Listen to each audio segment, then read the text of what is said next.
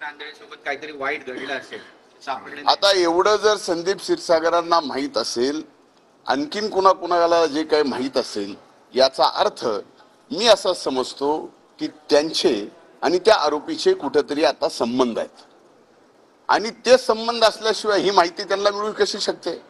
जी माहिती त्या कृष्णाला काय झालंय काय नाही झालंय याची पोलिसांना माहिती नाही, मला माहित नाही, म्हणजे तुमचे एवढे मायक्रो मायक्रो मायक्रो कॅमेरे त्याला माहिती नाही, तर त्याला कशी माहिती असू शकते.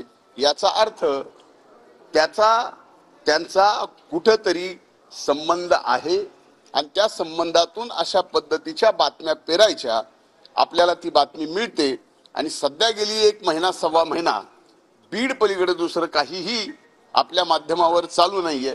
म्हणून माझी आपल्याला हात जोडून कळकळीची विनंती आहे, या माध्यमांच्या बाबतीमध्ये सबंध बीड जिल्ह्यामध्ये लोकशाहीचा चौथा स्तंभ म्हणून जो मान आदर जो रुतबा आजही आहे ते कुठेतरी हळूहळू कमी होत चालला.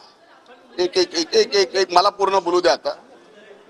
म्हणून माझी आपल्याला विनंती आहे की पहिल्यांदा आपण सुद्धा जर्नलिझम म्हणून काय खरं काय खोटं पूर्ण याच्यातली तपासणी केल्यानंतर एक जिल्हा असेल किंवा त्या जिल्ह्याचा नेता असेल, एक मतदारसंघ असेल की त्या मतदारसंघातला कुठलाही नेता असेल, भलेही मी असेल, त्याला माध्यमांनी शिक्षा दिली पाहिजे, त्याच्यावरती मीडिया ट्रायल चाललं पाहिजे, या मताचा मी आहे.